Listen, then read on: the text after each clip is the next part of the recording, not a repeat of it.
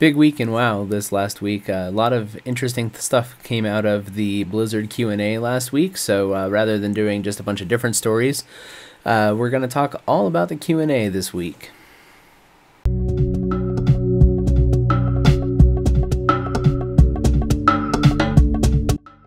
Alright, hello and welcome to another edition of Azerothian Ascendance. My name is Sil and I'm here to recap this week the recent Blizzard Cover It Live Q&A that they did regarding all facets of the game. A lot of good answers came out of that, and a lot of previews of stuff that we can expect to see coming in patch 5.3 and 5.4 too.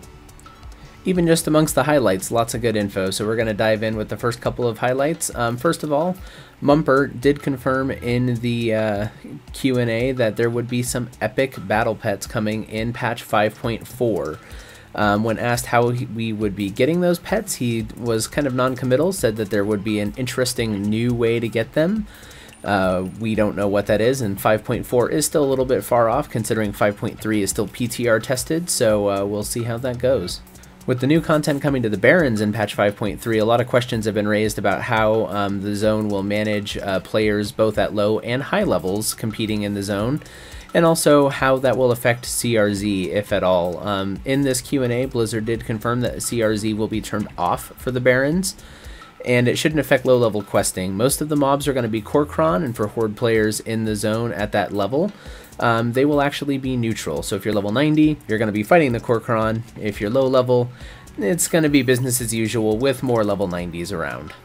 Perhaps the most interesting post that I found in regards to some of the lore was Dave Kozak and his response to the Alliance lore in Mist of Pandaria. From Blizzard's perspective, his response was that the Dalaran event in patch 5.1 and some of the development of characters like Jaina, Varian, and Anduin have given the Alliance some big victories, and that it should feel epic in patch 5.4. Now 5.3 is still shaping up more or less the same as I mentioned in my previous video on lore between the Horde and Alliance, and so I still have some disappointment about that and hold a reservation for what we'll see in patch 5.4, but to their credit, at least, they've acknowledged that there is some work going into 5.4 to make that feel epic.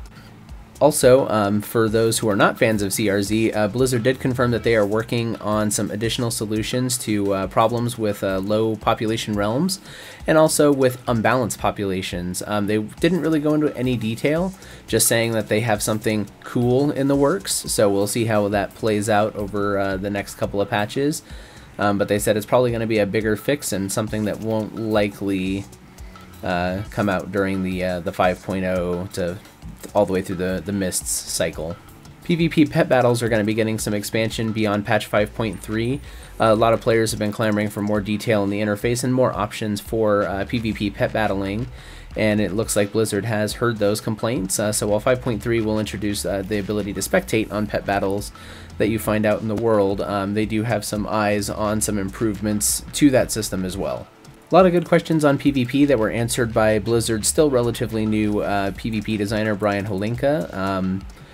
Among that, they continue to stress the emphasis of rated content as the sort of advancement mechanism, so rated battlegrounds and arenas continue to be sort of the high level of play, but they emphasized some focus on trying to change how honor is rewarded in the more common and more casual PvP formats like unrated, just standard random battlegrounds. They're looking at shifting emphasis more to objectives, similar to what they did with the bonus honor rewards when they did that recently.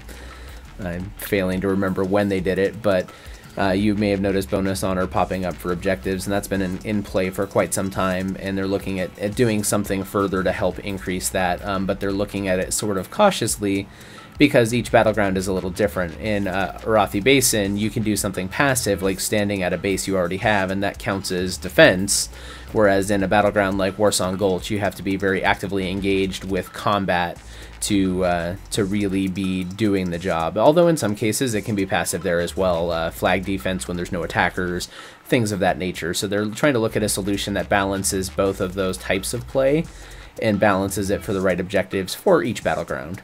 Blizzard is really intent on keeping the new PvP scaling intact as well. It seems to be the solution that they like the best so far.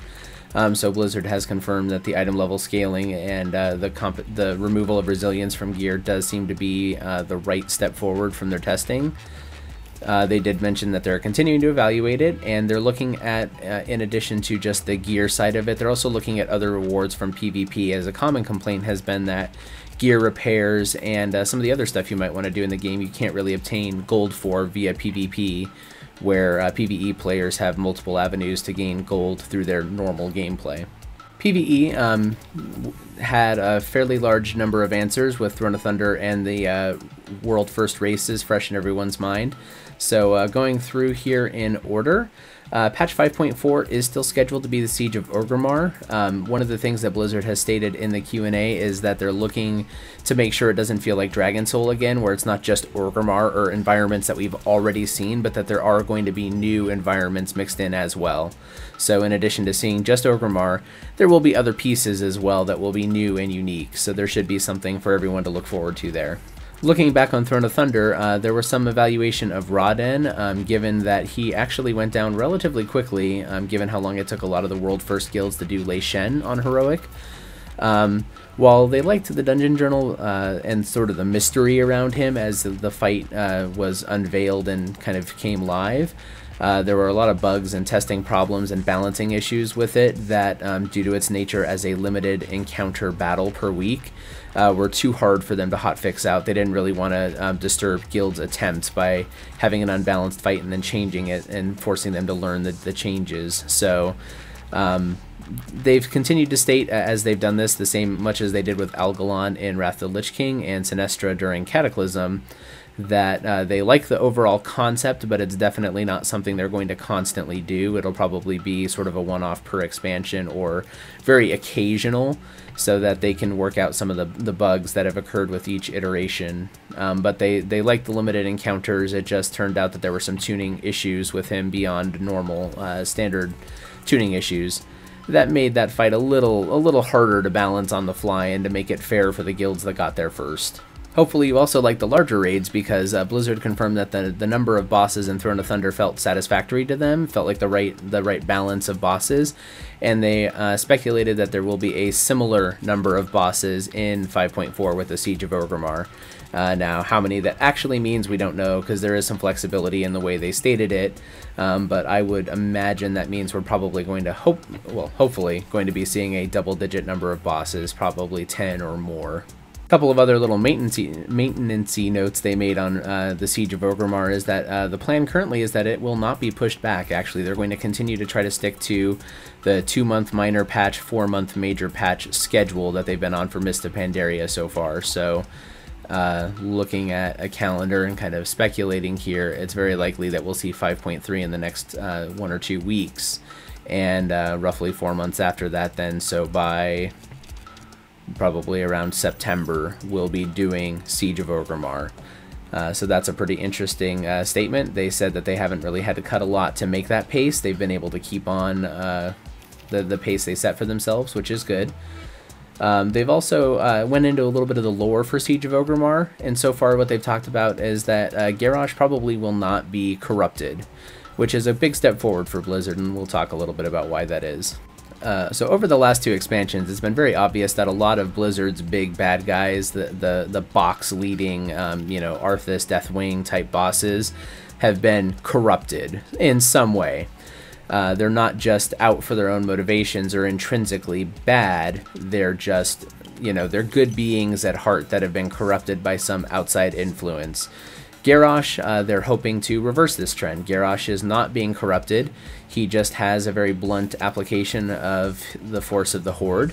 He has a very broad interpretation of what he sees as threats, and so he's willing to make anything a weapon in his quest to do right by the Horde. And that includes some of his forays in Pandaria, such as weaponizing the Shah and dealing with the lesser races of the Horde as he looks at it. So he's going to be just openly aggressive and just a bad apple. So they're looking at building it more as Garrosh as a character rather than an outside corruption that takes over this character, which I think is the right approach to take. Garrosh from the outset of him in the Horde itself, and not just in Nagrand, has been kind of an asshole as a character, and I think it fits really well that he would continue that, and that would ultimately be what brings him down, is that he wasn't able to learn diplomacy. Items also have a lot of other interesting questions in the Q&A. Some people brought up the options of alternative advancement, with one poster in particular citing the EverQuest alternate advancement system, and Blizzard has said that they're not opposed to such a system. There's been a lot of talk lately among the WoW blogosphere about gear and how it factors into progression, and Blizzard is not opposed to having a non-gear progression system, or focusing on a single character, or focusing on a single account, or accomplishments or achievements, but they want to make sure they do it right. So Path of the Titans, which was originally announced for Cataclysm, was going to be a feature like that. It just didn't quite work out the way they wanted it to, but they're still looking at options like that, which I personally am all for. I think just having gear progression at the high end feels a little weak, and the reputation system, especially after Mists, is starting to feel a little worn out. There needs to be other options, and I hope that when we get to BlizzCon in November, there'll be more talk of other options like that. Engineering is still going to be getting some additional love, although it'll probably be in patch 5.4, so the long data mine Pierre pet and Skyclaw mount are still in the works. Ghostcrawler did off-mention in the QA that Skyclaw wasn't quite working the way they wanted it to, and they're not actually sure if they can make it work, so they are also working on an alternative mount just in case. So there will still be some engineering mount, hopefully in 5.4, but issues with the Skyclaw have caused them to kind of push back on that from the original 5.2 data mining. And two other interesting things that came up. The first thing is that the oft-mentioned item squish that was talked about at the end of Cataclysm and towards the beginning of Mists of Pandaria is apparently off the table completely. At the beginning of the Mists beta cycle, it was mentioned that they had figured out how to scale gear a little bit better to keep it sustainable through Mists, and that they were reevaluating towards the end of Mists as to whether or not it would be needed. But it looks like they may be able to make it scale consistently even past Mists of Pandaria. Which will be interesting to see, because Blizzard's main concerns they mentioned during Cataclysm for the squish and the desire to implement that were more around the idea that it would eventually become too computationally intensive on a computer, even in a client server setup, for them to manage the gear with the stats it currently had, with the thousands of points of rating and the thousands of points of each base stat and all of that, and it's only scaling up further and further with each expansion. So it'll be curious to see in the next expansion if we're all wearing 3,000 int, 4,000 stamina pieces with 2,000 plus of each of the different ratings that we get on it. And it looks like that'll be the case for right now. So Blizzard has said that they do intend on reevaluating that again, but it looks like it's completely off the table, at least for another expansion. Mainly, and interestingly enough, because of player interest or lack thereof. So they were looking to have players more interested in it, but it doesn't seem like that's quite panned out. And I know personally, in my opinion, I actually like items that scale up huge, like we currently have, because it feels kind of cool. But if a squish is necessary, there's going to still be some point where they'll have to do that, and they're keeping an eye on it. But it is off the table for now.